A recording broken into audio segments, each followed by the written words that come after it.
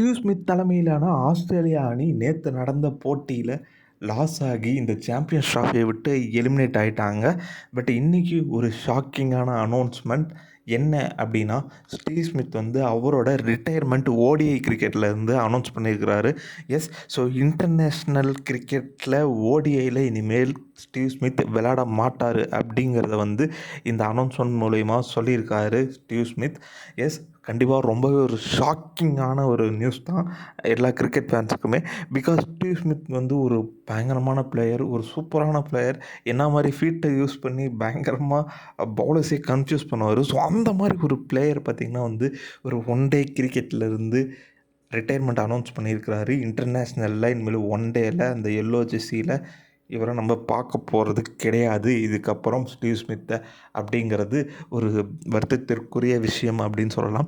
S, so Steve Smith உண்மையாலுமே ஒரு சூப்பரான பிளேயர். கண்டிப்பாக ஒரு 2 வேர்ல்ட் கப் ஜெயிச்சிருக்காரு, 2 வேர்ல்ட் கப் வின்னிங் டீமில் இருந்திருக்காரு.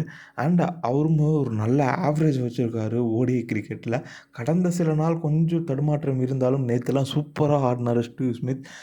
கொஞ்சம் அவசரப்பட்டுட்டாரோன்னு தான் தோணுது.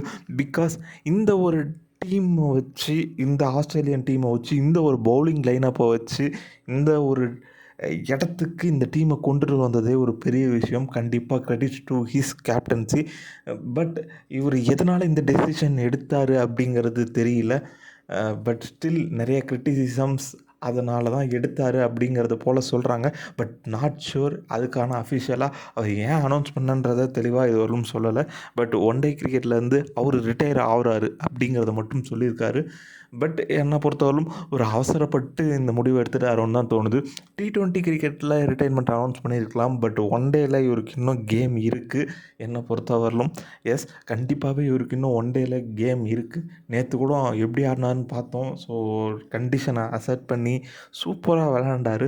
ஸோ கண்டிப்பாக விளையாண்டுருக்கலாம் ஓடிஐ கிரிக்கெட்டில். பட் அவ்வளோதான், ரிட்டைர்மெண்ட் அனௌன்ஸ் பண்ணிட்டாரு.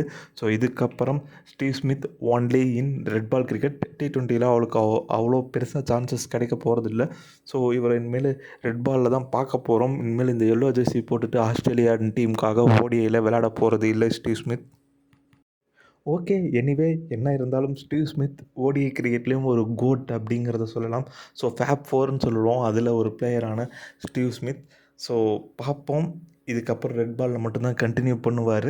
ஸோ இவரோட ரிட்டையர்மெண்ட்டுக்கான ரீசன் என்ன அப்படிங்கிறத இதுக்கப்புறம் கம்ப்ளீட்டாக வந்துச்சுன்னா பார்ப்போம். ஸோ எனிவே ஸ்டீவ் ஸ்மித் இதுக்கப்புறம் ஒன் டே இன்டர்நேஷ்னலில் நோ மோர். இந்த வீடியோ இதோட முடிச்சுக்கலாம். 3D டாக்கீஸ் சேனலை சப்ஸ்கிரைப் பண்ணி சப்போர்ட் பண்ணுங்கள்.